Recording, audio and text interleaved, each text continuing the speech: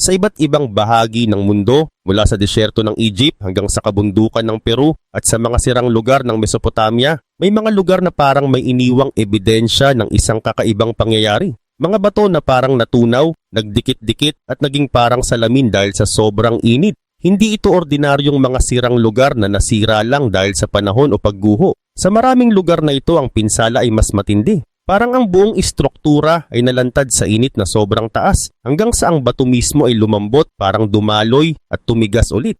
Pero bago natin ipagpatuloy, ay palike naman ng video na ito. Malaking bagay na ito sa aming mga content creators. Maraming salamat po. Isa sa pinakakilalang halimbawa ay ang vitrified fort sa Scotland. Mga 250 years ago, sa Scottish Highlands, may isang simpleng paglalakad na nauwi sa isang kakaibang tuklas. Isang lalaki na si John Williams ang naglalakad sa mabatong lugar nang may napansin siyang kakaiba. Sa tuktok ng isang burol na tinatawag na tap o note, may isang sinaunang kuta na nakatayo pero hindi ito mukhang normal na bato. Kumikinang ito sa liwanag sa paraang hindi ginagawa ng ordinaryong bato. Ang mga pader ng kuta ay hindi lang sira o luma, para silang natunaw. Ang mga bato ay nagdikit-dikit at naging parang salamin. Parang lumambot o natunaw sila nun, tapos bumalik sa pagiging matigas. May mga bahagi na mukhang itim na salamin imbes na bato. Hindi ito simpleng pagkasira kundi isang malinaw na pagbabago. Ang kuta ay itinayo mahigit 2,000 years na ang nakalipas noong Iron Age. Pero lumalabas na nalantad ito sa sobrang taas na init na halos matunaw ang bato. Ang problema, walang bulkan sa Scotland at walang natural na proseso doon na kayang magbigay ng ganitong klase ng init. At hindi lang ito iisang lugar. Sa buong Scotland may mahigit 70 na ganitong kuta at sa buong Europe lampas 150. Lahat sila may iisang kakaibang katangian. Ang mga pader ay parang naging salamin dahil sa matinding init. Kaya ang tanong ay hindi na lang kung ano ang nangyari sa tap o note. Ang mas malaking tanong ay kung ano ang nangyari sa napakaraming lugar na ito. Mas lalo itong naging misteryoso ng pag-aralan ng mga scientists. Para matunaw ang bato at maging parang salamin, kailangan ng init na aabot sa around 1,200 degrees Celsius. Sa panahon ngayon, kailangan ng espesyal na kagamitan para maabot ito. Pero noong 500 BCE, ang pinaka-advanced na pinanggagalingan ng init ay pandayan lang ng bakal. At kulang pa iyon. Kahit ang malaking apoy, bihira lang umabot sa 1,000 degrees at sandali lang yun. Pero ang ebidensya sa mga kuta ay nagpapakita na ang init ay matagal at tuloy-tuloy at nasa taas pa ng mga pader, hindi lang sa lupa kung saan karaniwang pinakamainit ang apoy. Noong 18th century, iba-iba ang paliwanag. May nagsabi na kidlat, may nagsabi na bulkan, at may nagsabi pa ng kung ano-ano. Pero noong 1780, may isang mahalagang konklusyon ng Royal Society of Edinburgh, hindi ito natural.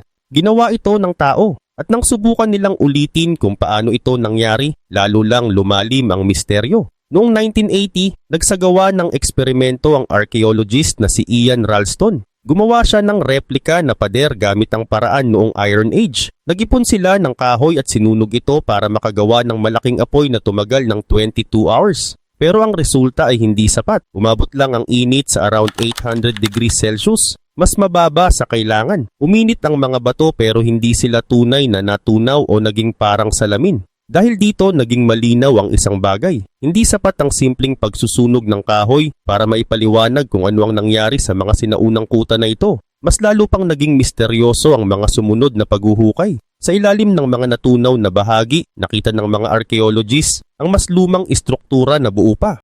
Mga normal na pader, butas ng poste at karaniwang depensa ng kuta. Ibig sabihin hindi ito nangyari habang ginagawa ang kuta. May nangyari pagkatapos. Mas kakaiba pa ang pattern ng pagkatunaw. Kadalasan nagsisimula ito sa taas ng pader at pababa ang galaw. At mas apektado ang loob kaysa sa labas. Kung sinunog ito ng kalaban, dapat ang labas ang pinaka-apektado. Pero baliktad ang nangyari. Lumilitaw na ang init ay nagmula sa loob, hindi sa labas. Nakatuon ito sa mga bahagi sa loob ng istruktura. Hindi ito random na pagkasira.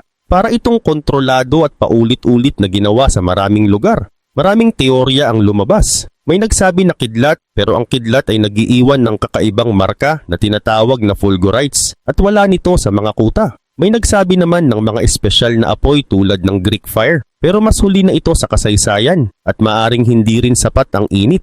May iba pang mas kakaibang paliwanag pero hindi ito tumutugma sa ebidensya. Ang malinaw ang pagkatunaw ay hindi galing sa labas. Nagsimula ito sa loob ng mga pader. Kahit ilang daang taon na itong pinag-aaralan, nananatiling misteryo ang mga vitrified forts sa Scotland. Ngayon lumipat tayo sa isa pang kakaibang lugar, ang Black Pyramid. Sa timog ng Saqqara, sa silangan ng Ben Pyramid ni Sneferu, matatagpuan ang Black Pyramid ng Dashur. Isa itong istruktura na kakaiba kumpara sa ibang pyramid, hindi lang dahil sa itsura nito kundi dahil sa mga tanong na dala nito tungkol sa paggawa, gamit at dahilan ng pagkasira. Dati, natatakpan ito ng puting limestone tulad ng ibang pyramid, pero ngayon mukhang maitim, wasak at parang lumubog na sa disyerto. Dito galing ang pangalang Black Pyramid. Dahil sa nakalabas na bahagi ng putik na core at basag na bato, nagmumuka itong sunog at madilim. Nung una, maliwanag at puti ang itsura nito, isang malaking landmark sa Dashur na sumasalamin sa araw. Pero may teorya na nagsasabing may nangyaring kakaibang pangyayari na nagdulot ng matinding init, dahilan para masira ito at lumiit hanggang halos kalahati ng orihinal na laki. Ayon sa teoryang ito, ang madilim na kulay at basag na loob ng pyramid ay hindi lang dahil sa paglipas ng panahon o simpleng pagguho. Posible raw na may sobrang taas na init mula sa isang malaking pangyayari ang nagbago sa materyales nito hanggang sa pinakamaliit na bahagi. Sa pananaw na ito, may mga bahagi ng pyramid na parang natunaw, na tila nalantad sa init na lampas sa kayang gawin ng ordinaryong apoy. Ang mga sumusuporta sa ideyang ito ay tumuturo sa kakaibang itsura ng mga piraso ng bato sa paligid ng pyramid. May mga bahagi na mukhang baluktot o nagdikit-dikit sa paraang hindi karaniwan sa simpleng pagguho. Kung normal na bumagsak lang ang istruktura, dapat mas malinis ang pagkakabasag at mas pantay ang mga debris. Pero ang nakikita ay magulo, dikit-dikit at sa ibang bahagi ay parang pinisil at pinagdikit dahil sa matinding init. Para sa kanila, ito ay palatandaan ng sobrang taas na init na nakaapekto sa buong istruktura. May mga teorya rin na nagsasabing may malaking pangyayari noon na nakaapekto sa Egypt, isang uri ng sakuna na may kasamang init, pressure at posibleng tubig. Ayon sa iba, maaring tumaas ng sobra ang init sa loob ng pyramid marahil dahil sa chemical reaction, saradong mga silid o mga prosesong hindi pa natin naiintindihan. Sa ganitong ideya, posibleng mas matanda pa ang pyramid kaysa sa karaniwang sinasabi at naabutan na lang ito ng mga sumunod na henerasyon na wasak na. Ibig sabihin ang pagkasira nito ay hindi dahil sa simpleng pagkakamali sa paggawa, kundi dahil sa mas malakas na puwersa. Ngayon lumipat tayo sa isa pang kakaibang misteryo, ang tinatawag na melted stairs. Sa disyerto ng Egypt, sa loob ng Hathor Temple sa Dendera, isang lugar na kilala sa mga kakaibang ukit na parang ilaw o light bulb, may isa pang misteryo na mas kakaiba. Sa isang bahagi ng templo, makikita ang mga hagdan na parang natunaw. Kakaiba ang itsura nito lalo na dahil napapalibutan ito ng maayos at detalyadong mga ukit at matitibay na haligi. Ang mga hagdan ay parang lumambot at dumaloy na parang wax na natunaw sa init. Dahil dito maraming teorya ang lumabas tungkol sa kung paano ito nangyari. May nagsasabi na sinadya ito, na baka may teknolohiya noon, na kaya magbigay ng sobrang init sa bato nang hindi sinisira ang paligid. May iba namang nagsasabi na maaaring gumamit sila ng kemikal na kayang palambutin ng bato para ito ay mahubog at pagkatapos ay tumigas ulit. Kung totoo ito, ibig sabihin may malalim na kaalaman sila sa chemistry na hindi pa natin lubos na naiintindihan ngayon. Pero may mga mas simpleng paliwanag din. Ayon sa ibang eksperto, hindi ito tunay na pagkatunaw. Maaaring resulta lang ito ng mahabang panahon ng paggamit. Sa loob ng maraming taon, dinaanan ito ng maraming tao, mga pari, mga bisita, at mga mananamba. Kasama pa ang epekto ng hangin, buhangin at panahon. Maaaring unti-unting nabago ang hugis ng mga hakbang. At sa mata natin ngayon mukha na itong parang natunaw kahit hindi naman talaga. Sa kabila ng iba't ibang teorya, wala pa ring iisang paliwanag na lubos na tinatanggap ng lahat, mapa-eksperto man o karaniwang tao. Ngayon lumipat tayo sa isa pang misteryo, ang lungsod ng Sodom. Ayon sa Genesis 27-40, ang Sodom at Gomorrah ay dalawang sinaunang lungsod na winasak ng Diyos dahil sa kanilang kasamaan. Sa kwento, nagpadala ang Diyos ng dalawang anghel upang wasakin ang mga lungsod at pinili lamang iligtas si Lot at ang kanyang pamilya. Habang tumatakas sila, ang sinapit ng Sodom at Gomorrah ay lubhang matindi at mapaminsala. Katulad ng kwento ng Great Flood, matagal na itinuring ang pangyayaring ito bilang aral lamang tungkol sa galit ng Diyos at hindi bilang tunay na kasaysayan. Pero noong 2006, nagsimulang magbago ang pananaw na ito dahil sa mga natuklasan sa sinaunang lungsod ng Tal el Hammam. Noong panahon ng Bronze Age, ang Tol El Hammam ang pinakamalaking lungsod sa Jordan Valley. Sa kasagsagan nito, halos 10 beses itong mas malaki kaysa Jerusalem. Dahil sa kahalagahan nito, matagal nang pinag-aaralan ng mga archaeologist ang lugar. Pero noong 2006, may isang archaeologist na si Stephen Collins na nakadiskubre ng isang bagay na talagang kakaiba. Nagsimula silang maghukay ng mas malalim hanggang umabot sa isang layer ng lupa na tumutugma sa panahon na humigit kumulang 1650 BCE. Doon nila nakita ang isang makapal na layer ng abo, halos 5 talampakan ng lalim. Sa loob nito may mga nasunog na buto ng tao, natunaw na mud brick at iba pang materyales ng gusali. Pero ang pinakakakaiba, may mga piraso ng pottery na parang naging salamin na may berdeng kulay. Nang ipadala ito sa laboratory para suriin, lumabas na ang mga ito ay natunaw dahil sa sobrang taas na init at nangyari ito sa maikling panahon lang. Dito nagsimulang magtanong si Collins, ano ang pwedeng magdulot ng ganitong klaseng init? Hindi ito kayang gawin ng anumang teknolohiya noong panahong iyon. Habang nagpapatuloy ang pag-aaral, may isa pa silang natuklasan. Sa ilalim ng layer ng abo, may ebidensya na matagal nang may nakatira sa lugar sa loob ng libu-libong taon. Pero sa ibabaw nito, makikita na iniwan ang lugar at walang tumira doon sa loob ng humigit kumulang 700 taon. Bakit biglang nawala ang mga tao? Dahil sa tanong na ito, nagsimula ang isang malaking research project na kinabibilangan ng 21 siyentipiko at tumagal ng mahigit 15 taon. Noong 2021, inilabas nila ang resulta sa isang kilalang scientific journal at ang kanilang konklusyon ay ikinagulat ng marami. Una, napag-alaman nila na ang sanhi ng natunaw na mud brick, nasunog na buto at glass-like na pottery ay hindi dahil sa digmaan, apoy o bulkan. Dahil kahit ang mga ito hindi kayang makagawa ng ganitong kalakas at kabilis na init. Dahil dito naniwala ang mga researcher na ang sanhi ay maaaring isang asteroid o comet. Pero may isang problema. Walang crater sa lugar na magpapatunay na may direktang banggaan mula sa kalawakan. Kaya isang nakakagulat na konklusyon ang nabuo. Ayon sa kanila, ang nangyari ay isang tinatawag na cosmic airburst. Nangyayari ito kapag ang isang asteroid o comet ay sumabog sa himpapawid habang mabilis na dumadaan sa hangin ng Earth.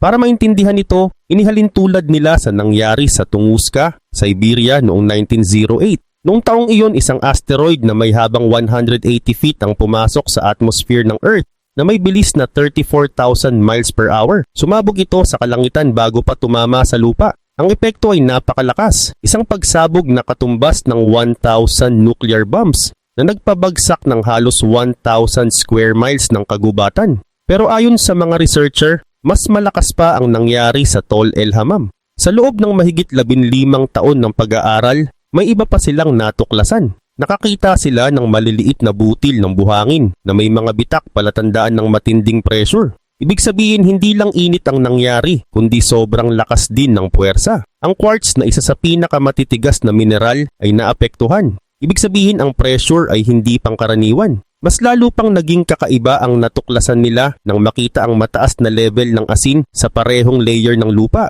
Umaabot ito mula 4% hanggang 25% sa ibang bahagi. Ayon sa mga researcher, posibleng nangyari ito dahil ang pagsabog ay tumama malapit sa Dead Sea na maalat na tubig. Dahil sa lakas ng pagsabog, tumalsik ang asin sa hangin at kumalat sa buong lugar. Nang pumasok ito sa lupa, naging imposible ang pagtubo ng mga halaman sa loob ng maraming taon. Ito ang posibleng dahilan kung bakit iniwan ang lugar sa loob ng 700 taon. Pinagsama-sama ang lahat ng ebidensya at nabuo ang isang malinaw na larawan ng nangyari. Sa mismong salita ng mga researcher, mabilis na tumaas ang temperatura ng hangin lampas 3,600 degrees Fahrenheit. Agad nagliyab ang mga damit at kahoy. Ang mga espada, sibat, mud brick at pottery ay nagsimulang matunaw. Sa loob lamang ng ilang segundo, ang buong lungsod ay nasunog. Kasunod nito, isang shockwave ang tumama sa lungsod na may bilis na humigit kumulang 740 miles per hour. Mas mabilis pa ito kaysa sa pinakamalakas na buhawi na naitala. Nasira ang mga gusali at naging mga sirang lugar. Walang nakaligtas sa tinatayang 8,000 na tao at mga hayop sa lungsod. Ang kanilang mga katawan ay napira-piraso dahil sa lakas ng pagsabog. At dito na pumapasok ang tanong, hindi ba kahawig nito ang paglalarawan sa Biblia? Isang lungsod na biglang nasunog, natunaw at winasak ng apoy mula sa itaas. Ang mga butong nadurog at naging maliliit na piraso, hindi ba ito kahawig ng isang tao na naging parang haligi ng asin? Ang asin sa lupa na pumigil sa pagtubo ng mga halaman. Hindi ba ito kahawig ng pagkasira ng buong lupain? Sa madaling salita, ang nangyari sa Tol El Hammam, hindi ba ito parang kapareho ng kwento ng Sodom at Gomora sa Biblia? Ayon sa mga researcher, oo. Umabot pa sila sa punto na isinama ang ideyang ito sa kanilang pag-aaral at inilathala sa isang kilalang scientific journal para makita ng buong mundo ng agham. Ngayon lumipat tayo sa isa pang misteryo, ang Tanis Cataclysm. Ang Tanis ay isang sinaunang lungsod na dating matatagpuan sa hilagang silangang bahagi ng Nile Delta sa Egypt. Noong unang panahon isa itong maunlad na lungsod sa iba't ibang panahon ng kasaysayan ng Egypt. Pero sa kabila ng kahalagahan nito, nanatili itong misteryo sa loob ng mahabang panahon. Hanggang noong 1939 nang matagpuan ito ng isang grupo ng French archaeologists matapos ang 12 taon ng paghuhukay. At ang kanilang nakita ay hindi normal na pagkasira. Sa halip, isang lugar na tila dinaanan ng matinding sakuna. Malalaking estatwa, obelisk, at malalaking bato ang natagpuan na wasak at nagkalat. Ang iba sa mga batong ito ay galing pa sa Aswan Quarry na mahigit 1,000 miles ang layo. Isa sa mga natagpuan ay isang napakalaking estatwa na gawa sa isang piraso ng granite. Tinatayang 90 feet ang taas at may bigat na humigit kumulang 1,100 tons. Dito nagsimulang magtanong ang mga researcher. Paano nadala ang ganito kalalaking bato mula sa napakalayong lugar? At ano ang pwedeng magdulot ng ganitong klasing pagkasira? Mas lalo pang naging misteryoso ang Tanis dahil sa kalagayan ng paligid nito. Halos walang tumutubong halaman. Kahit na ang ibang bahagi ng Nile Delta ay kilalang mataba ang lupa. Ang kakaibang ito ay naging mas mahalaga nang maiugnay ang Tanis sa lungsod ng Zoan sa Biblia. Sa mga talata, inilalarawan ang pagkasira ng mga Diyos-Diyosan ng Egypt at ang pagkasunog ng Zoan. At may isa pang nakakagulat na detalye. Ang ilang granite na bato sa Tanis ay may bakas ng matinding init, parang nalantad sa sobrang taas na temperatura. Hindi ito kayang ipaliwanag ng karaniwang apoy o digmaan noong sinaunang panahon. Ang mga higanting estatwa ay tila tinangay at pinaghiwa-hiwalay ng napakalakas na puwersa. Sa paghuhukay natuklasan din na ang buong lungsod ay natabunan ng lupa na may lalim na 10 hanggang 20 feet. Ibig sabihin ang nangyaring sakuna ay hindi lang sumira sa lungsod, kundi tuluyan itong ibinaon sa lupa. Parang binura ito sa mundo. Ang ganitong pattern ng pagkasira ay nagpapahiwatig ng isang malakas na puwersa mula sa labas. Isang natural na pangyayari na lampas sa kakayahan ng tao. May ilang teorya na nagsasabing maaring ito ay dulot ng isang matinding energy event, gaya ng isang plasma ejection mula sa araw, ayon sa ilang scientist. Pero hanggang ngayon nananatiling bukas ang tanong, ano ba talaga ang nangyari sa Tanis? Ang sakunang ito ay maaaring hindi lang pumatay sa lahat ng nabubuhay sa lugar, kundi binago rin ang buong kapaligiran. Tinabunan ang sinaunang lungsod ng lupa at debris na parang tuluyang itinago sa ilalim ng mundo. Pero hindi lang ito ang misteryo ng Tanis. Ang dami ng obelisk, artifacts at malalaking estatwa na gawa sa granite ay nagbigay ng ideya sa ilang researcher tulad ni Brian Forster na maaring ginamitan ito ng nawawalang advanced na teknolohiya. Sa lugar na yon napakaraming wasak na obelisk, mas marami kaysa sa ibang bahagi ng Egypt. May mga teorya na ang mga obelisk na ito ay bahagi ng isang energy system na maaaring konektado sa pyramids ng Giza. At kung totoo yon, posibleng may nangyaring aberya sa sistemang ito na nagdulot ng pagkasira ng lungsod. Ngayon lumipat tayo sa Peru, pre-Inca vitrification. Sa sinaunang bahagi ng Peru, sa ilalim ng mga istruktura ng Inca at Spanish, may makikita tayong ilan sa pinakakahanga-hangang pader na bato sa mundo. Ang mga lugar tulad ng Coricancha sa Cusco ay kilala bilang obra ng Inca engineering. Pero ayon sa ilang researcher, ang pinaka-base ng mga pader na ito ay mas matanda pa kaysa sa Inca. Maaring ito ay iniwan ng isang mas sinaunang sibilisasyon na nauna sa kanila. Ang pinakakakaiba sa mga pader na ito ay hindi lang ang edad o laki, kundi kung paano eksaktong magkadikit ang mga bato. Ang malalaking andesite blocks ay parang puzzle na magkakabit. May iba't ibang anggulo pero sobrang sikip ng pagkakaugnay na kahit blade ay hindi makapasok sa pagitan. Hindi ito simpleng patong-patong na bato. Para itong 3-dimensional na puzzle na perpekto ang pagkakagawa. Pero hindi doon nagtatapos ang misteryo. Sa maraming bahagi, makikita sa ibabaw ng mga bato ang kakaibang kinang. Parang may glass-like na finish. Lalo na sa mga gilid at pagitan ng mga bato. May mga lugar na parang bahagyang natunaw ang bato at muling tumigas. Parang dumaan ito sa matinding init. Sa Peru, hindi ito madaling ipaliwanag. Hindi lang sa labas makikita ang ganitong itsura, kundi pati sa mismong pagitan ng mga bato. Mas makinis, mas dikit, at sa ilang bahagi, parang bahagyang nag-fuse ang mga ito. Kung tama ang interpretasyong ito, malaking pagbabago ang ibig sabihin nito. Hindi na lang tanong kung paano nila inukit ang bato ng eksakto, kundi kung gumamit ba sila ng init sa mismong proseso ng paggawa. May mga researcher na naniniwala na hindi lang basta hinubog ang mga bato. Maaaring pinainit ang ibabaw nito para lumambot, at habang malambot sa kanila ito pinagdugtong-dugtong para maging eksakto ang fit. Sa ganitong paraan, hindi na kailangang perpektong ukitin ang bawat bahagi. Dahil habang mainit at bahagyang malambot ang bato, kusa itong sumasakto sa hugis ng katabing bato. At kapag lumamig, tumitigas ulit na parang isang perpektong dugtungan na halos walang pagitan. Mas lalo pang naging kakaiba ang ideyang ito kapag tiningnan ang tinatawag na stone knobs sa mga bato sa Peru. Ang mga nakausling bahagi na ito ay kadalasang sinasabing ginamit para buhatin ang mga bato. Pero hindi ito laging tumutugma. Marami sa kanila ay nasa hindi praktikal na posisyon. Minsan nasa ilalim pa ng bato kung saan mahirap gamitin sa pagbubuhat.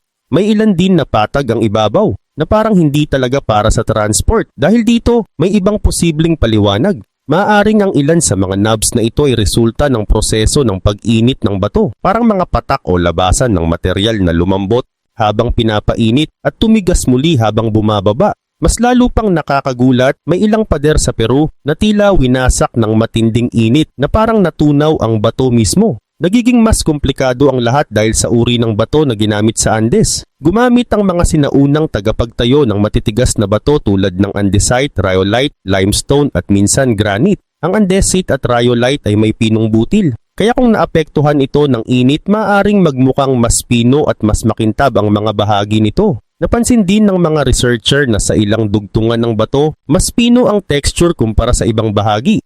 Ito ay eksaktong inaasahan kung ang bahaging iyon ay nainitan at mabilis na lumamig. Sa Coricancha, napakalaki ng ibig sabihin nito. Hindi lang ito maganda sa mata, napakatibay din nito laban sa lindol. Ang zigzag na hugis ng mga dugtungan ay nagbibigay ng dagdag na kapit at stability.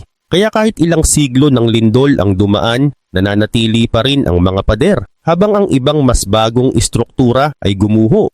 May ilan ding bato na may kakaibang bilog na butas at sobrang kinis na kurba. Dagdag ito sa ideya na may teknik silang ginagamit na hindi pa natin lubos na naiintindihan. Kung ito man ay dahil sa init, advanced na pag-ukit o kombinasyon ng dalawa, isang bagay ang malinaw. Hindi pangkaraniwan ang mga pader na ito. Hanggang ngayon ang mga pre-Inca vitrified stones sa Peru ay isa sa pinakamalaking misteryo sa archaeology. Kung totoo na ginamitan ito ng init, posible na may nawalang paraan ng paggawa na mas matanda pa kaysa sa Inca. At kung ganoon nga, ang mga lugar tulad ng Coricancha ay hindi lang simpleng guho o templo. Maaring mga bakas ito ng isang sinaunang mundo na matagal nang nawala.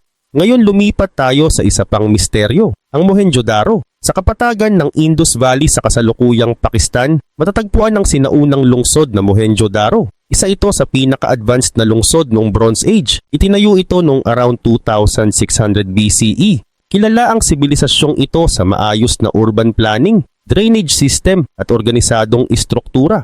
Sa kasagsagan nito, libo-libong tao ang naninirahan dito. May tuwid na kalsada, multi-story na bahay at sistemang maihahambing sa mas modernong sibilisasyon. Pero bigla itong iniwan at hanggang ngayon hindi pa rin malinaw kung bakit. Nung unang nahukay ito noong 1920s, inaasahan ng mga archaeologist na makakita ng normal na pag-decline ng lungsod. Pero iba ang kanilang natuklasan. May mga skeleton na nakahandusay sa mga kalsada. Parang biglang namatay ang mga tao at walang pagkakataon para ilibing sila.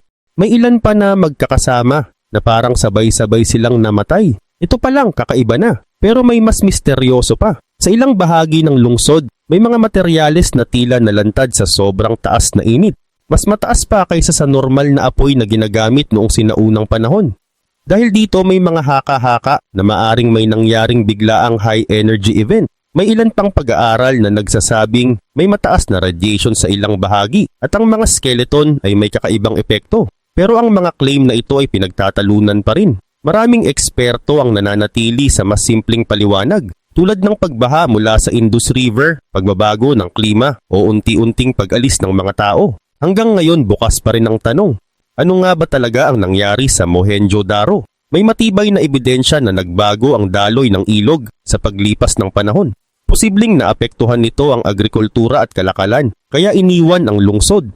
Pero kahit ganito, hindi pa rin ito ganap na naipapaliwanag ang mga bakas ng matinding init at ang biglaang pagkamatay ng mga tao. Dahil dito, pati mga sinaunang teksto ay isinama sa pag-aaral. May ilang researcher na tumuturo sa mga kwento sa India tulad ng Mahabharata. Dito inilalarawan ang mga sandata na kayang gumawa ng matinding liwanag, sobrang init at malawakang pagkasira.